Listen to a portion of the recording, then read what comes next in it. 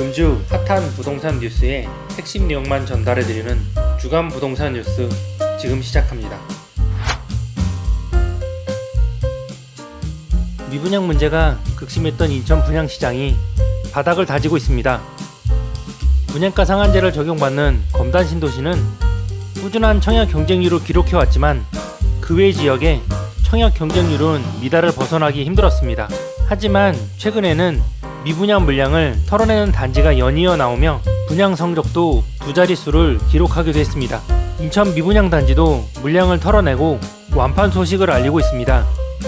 최근 인천 두산 위브 센트럴과 작전 한라 비발디가 미분양 물량을 털어내며 완판 소식을 알렸고, 포스코 건설의 더샵 아르떼도 분양 4개월 만에 완판 소식을 전했습니다. 인천 아파트의 가격은 한국부동산원의 통계로도 연속 상승세를 보이고 있습니다. 지난달 첫째 주부터 6주 연속 오름세를 보이고 있는데, 규제 완화와 대출금리 인하에 이어 서울 성역시장의 훈풍이 수도권 전역까지 퍼진 영향이라는 분석이 나옵니다. 총 사업비 4조 6천억 원에 달하는 GTX-C 노선이 드디어 본궤도에 올랐습니다. 올해 착공 후 2028년 준공될 전망입니다.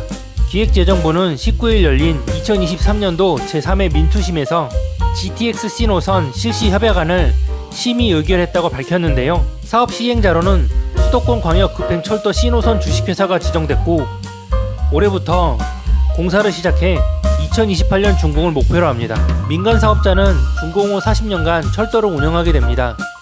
GTX-C 노선은 지난 2021년 우선 협상 대상자로 현대건설 컨소시엄을 선정한 지 2년 만에 사업이 본격 추진되는 겁니다. 기재부는 GTX-C 사업이 시행되면 덕정역에서부터 삼성역까지 80분 이상 걸리는 시간을 29분까지 대폭 단축하게 된다며 수도권 주요 지역을 30분 내로 연결해 수도권 교통난을 근본적으로 해소하고 출퇴근 시간이 크게 단축될 것으로 전망된다고 설명했습니다.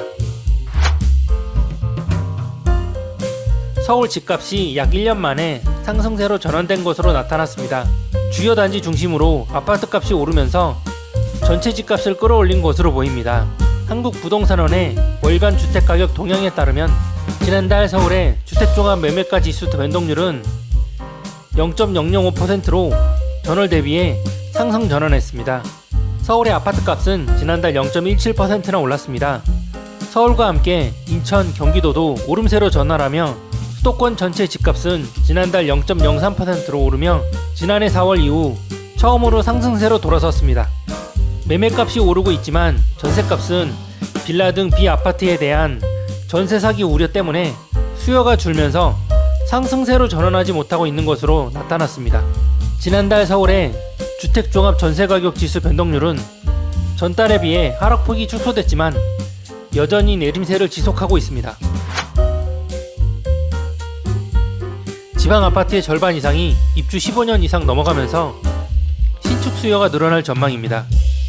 7월 둘째 주 기준 지방 아파트 약 619만 가구 중 입주 15년 이상 된 노후 단지는 약 393만 가구에 달하는데요. 절반 이상이 입주 15년 이상의 노후 아파트인 셈입니다. 지난 2021년 7월부터 올해 6월까지 최근 2년간 아파트 연차별 가격 변동률을 살펴본 결과 1년에서 5년차 아파트의 매매 가격은 4.98% 상승했으나 6년에서 10년 차는 마이너스 6.8%, 10년 초과는 마이너스 1.81% 하락을 기록한 것으로 나타났습니다.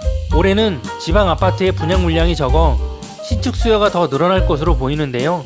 올해 연말까지 지방 아파트의 분양 물량은 9만 가구로 집계됐습니다. 2021년과 2022년 각각 약 13만 가구가 분양된 것에 비하면 올해는 현저히 적은 물량입니다.